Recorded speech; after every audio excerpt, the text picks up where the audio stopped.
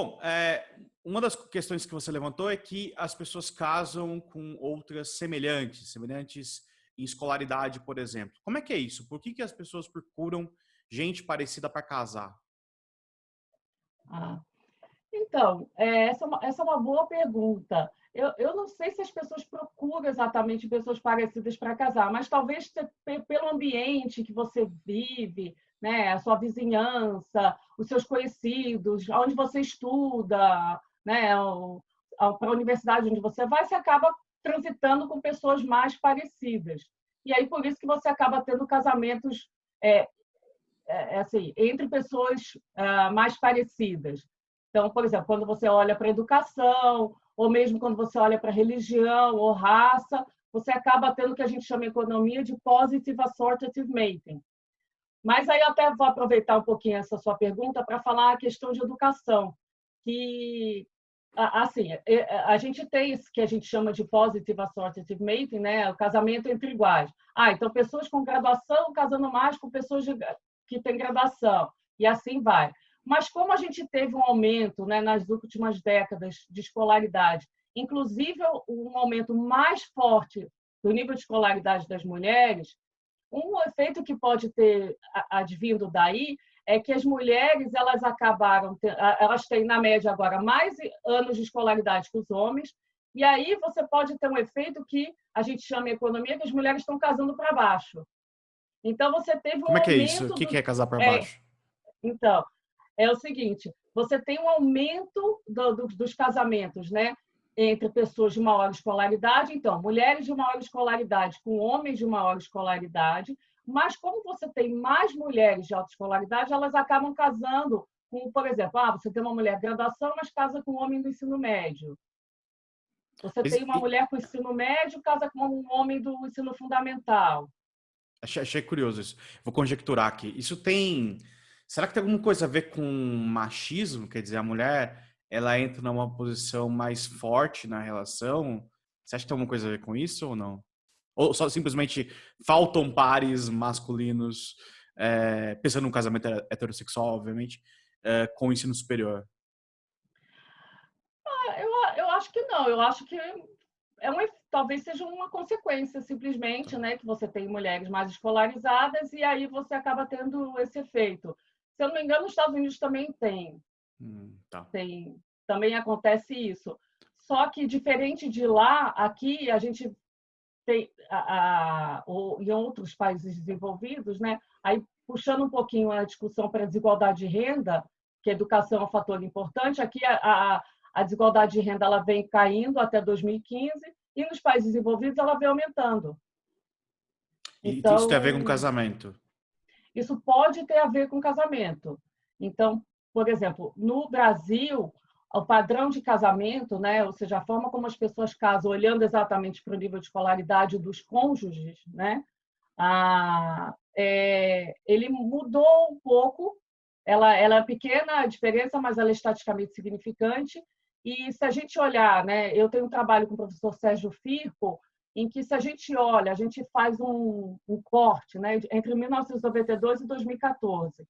Então, quando você olha o índice de Gini, que é o índice que mede a desigualdade de renda, é um dos índices que medem, né? E aí o que acontece é o seguinte: quando se você observa o Gini de 2014, se você alterasse, né, o padrão de casamento, né, em 2014 e inserir isso de 92, o Gini seria um pouquinho menor em 2014 do que ele foi realmente. Peraí, quando você diz padrão de casamento, o que que é? O que eu estou chamando de padrão de casamento é o seguinte: você tem pessoas de mais alta escolaridade casando mais entre si. E, por exemplo, de ensino fundamental casando mais entre si. Mas em 92, você tinha muito mais pessoas com até ensino médio do que com ensino superior.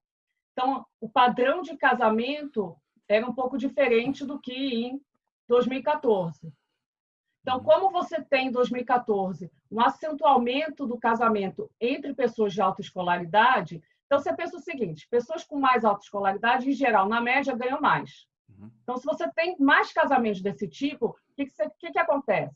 Você pode aumentar a desigualdade de renda por conta disso. Quer dizer, você tem agora, antigamente você tinha, vou estereotipar aqui, um homem com ensino superior com uma mulher com uma escolaridade mais baixa. E comparado com uma família em que o homem e a mulher tinham escolaridade baixa.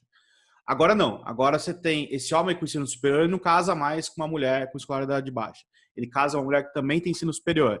Então, quer dizer, agora não é só ele que está trazendo uma renda alta, mas os dois estão trazendo uma renda mais alta e aquela outra família continuam casando com escolaridade igual e mais baixa, só com o ensino fundamental, por exemplo. Então, o gap de renda entre essas duas famílias aumentou. É isso. Em 92, você já tinha também um casamento entre pessoas, por exemplo, com graduação, mas você tinha um pouco mais de casamento, é o que você falou, Misto. entre pessoas misto, em educação.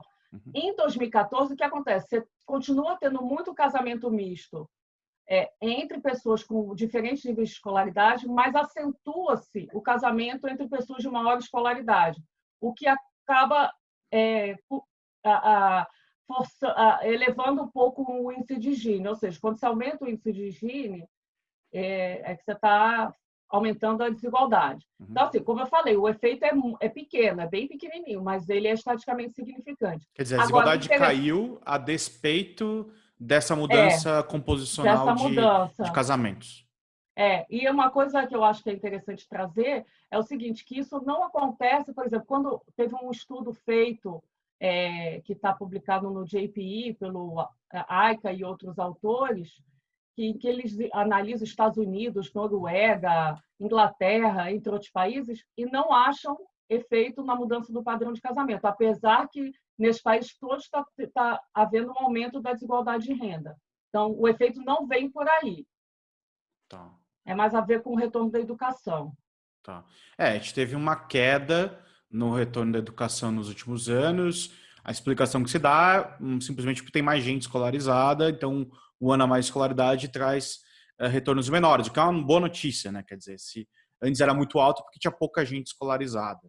Então, então você tem uma redução dos retornos, isso pode estar correlacionado com desigualdade, é isso? Então, no caso desse meu trabalho com o Sérgio, a gente olha para vários contrafactuais, né? Então, a gente olha para a questão do casamento, mas a gente olha também para o retorno da educação, que tem um efeito imenso, né, nessa queda, na explicação do porquê da queda do Gini, né, ao longo dos anos 2000.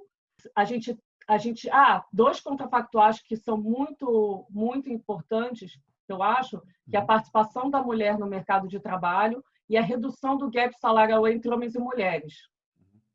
Então, uma questão importante, né, que a gente traz é o seguinte: como o aumento da participação das mulheres casadas no mercado de trabalho foi importante para a redução da desigualdade de renda.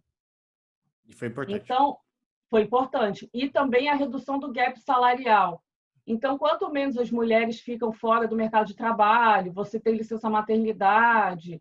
Então, isso faz com que você tenha isso impulsione, né, a redução da desigualdade de renda. Tem um trabalho também para os Estados Unidos feito sobre isso, em um dos coautores é o César Santos, que é professor do EPGE. Tem um trabalho também do César Santos e da Luciene Pereira, que a Luciene agora da ESP, para o Brasil. Então, a gente tem alguns trabalhos feitos nessa área.